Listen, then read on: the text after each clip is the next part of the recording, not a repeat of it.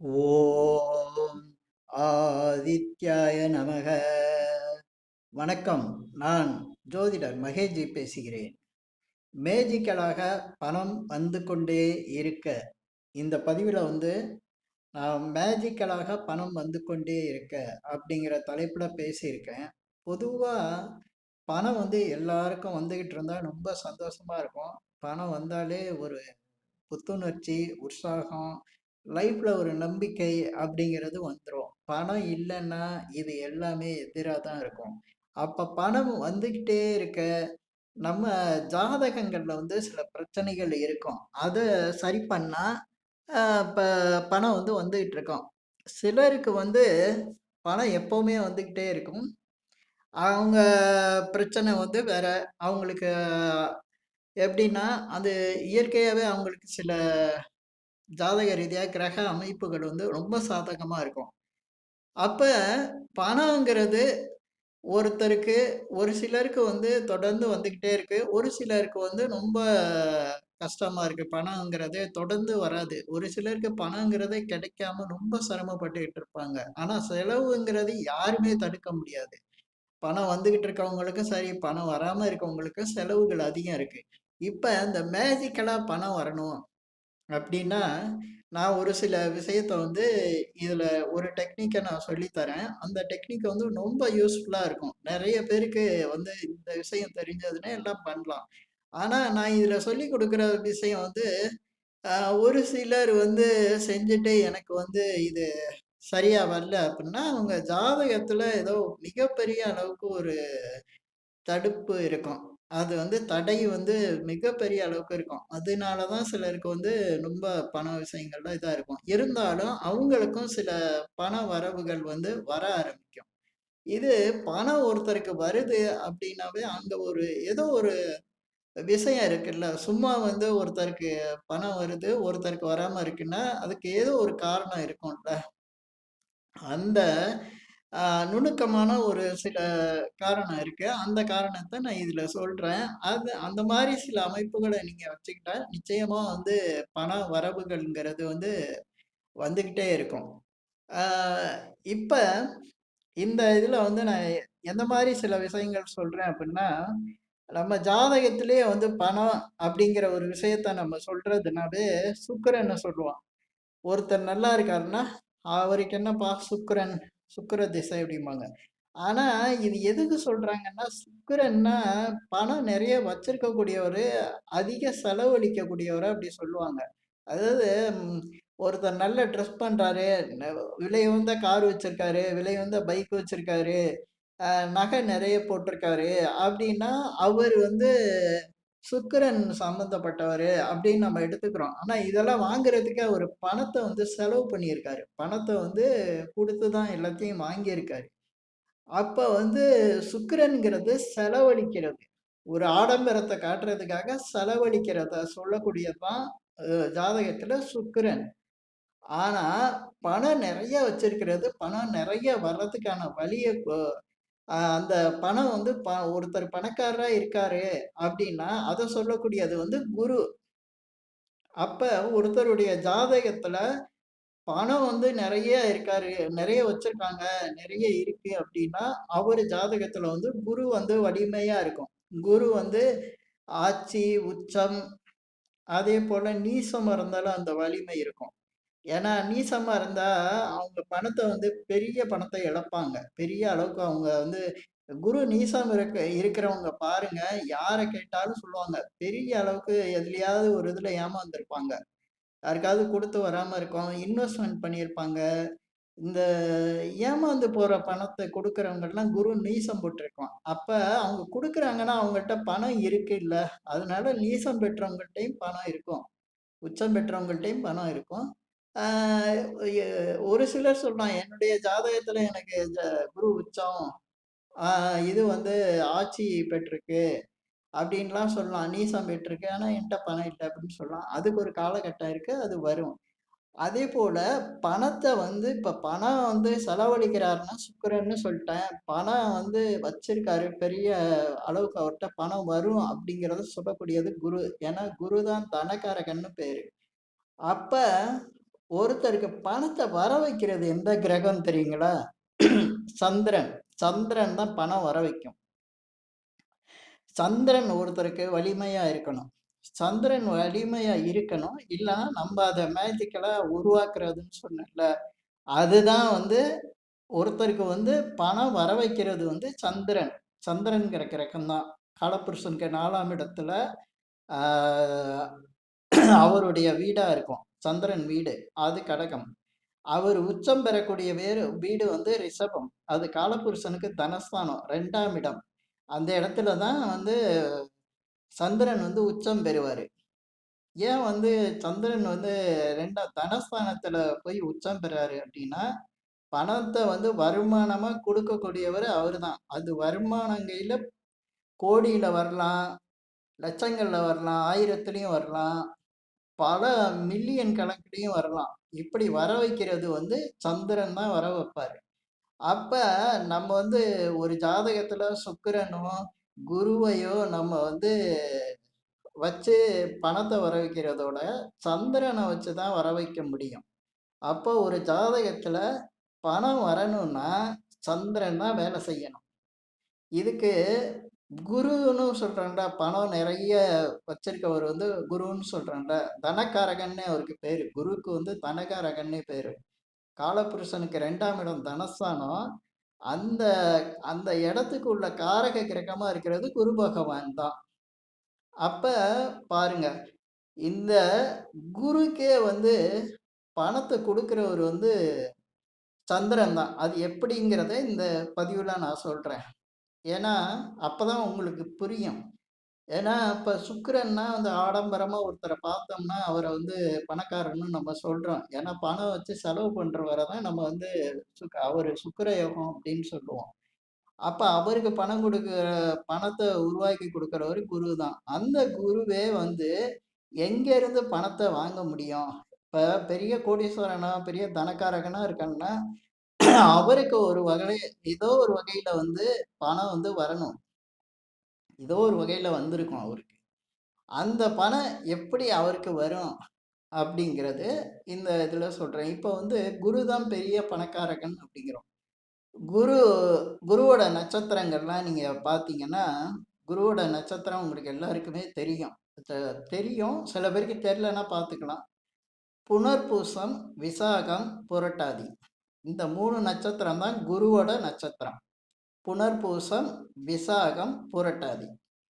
அப்ப இந்த நட்சத்திரத்துல பொறந்தவங்கலாம் வந்து பணக்காரங்களா தானே இருக்கணும். ஏன்னா தனகாரகனோட நட்சத்திரம்ல அது. ஆனா எல்லாரும் இருக்க மாட்டாங்க. ஓரளவுக்கு இருப்பாங்க. அ கிட்டத்தட்ட வந்து ஒரு 70% இருக்க மாட்டாங்க. ஒரு 30% வேணா இருக்கலாம்.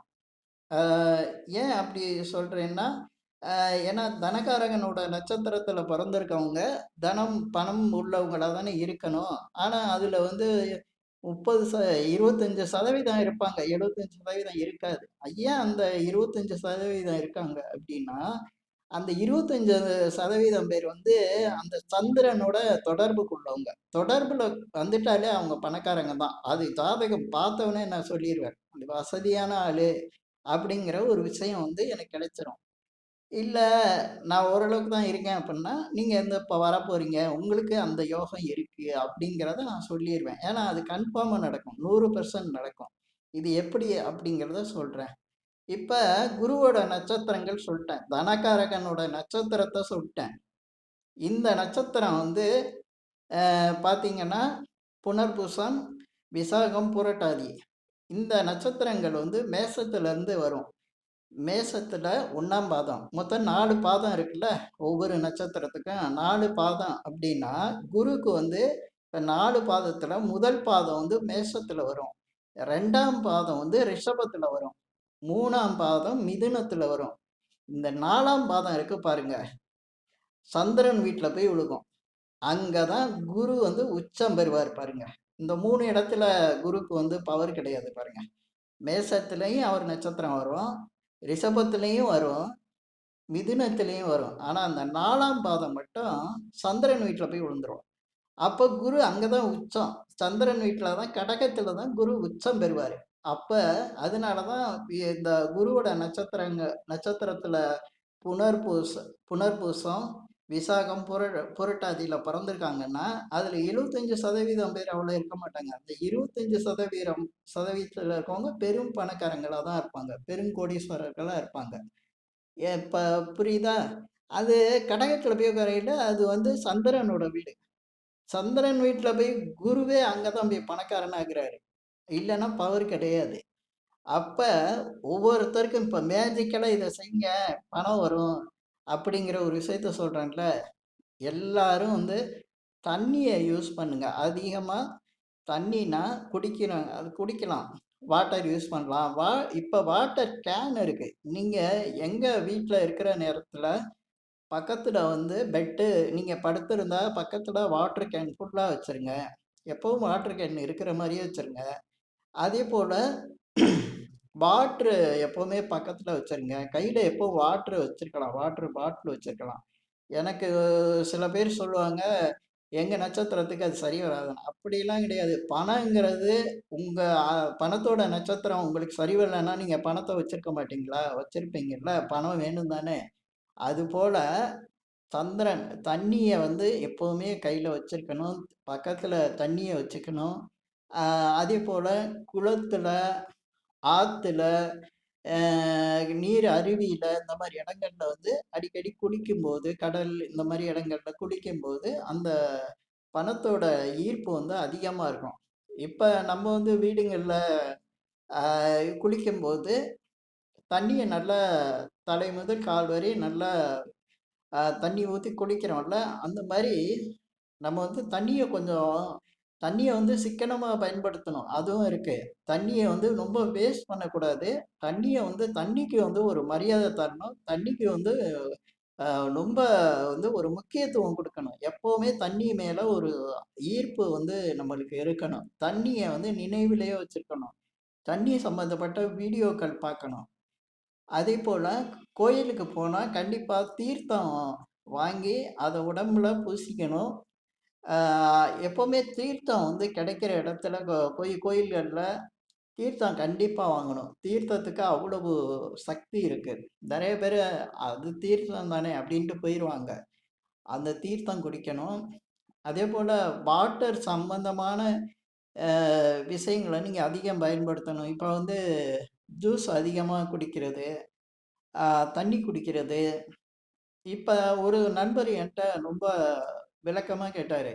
நீங்க தண்ணி இந்த மாரி இதெல்லாம் சொல்றீங்களே, இந்த மேஜிக்கலா பணம் வரும். தண்ணிய அதிகமா யூஸ் பண்ணான்னு. ஆனா உலகத்திலேயே எனக்கு தெரிஞ்சு பணம் அதிகமா வர இடம் பார்த்தீங்கன்னா, ஒயின் ஷாப்ல வருது. அங்கலாம் என்ன தண்ணி கேனா வச்சிருக்கானுங்க, தண்ணியா வச்சிருக்கானுங்க.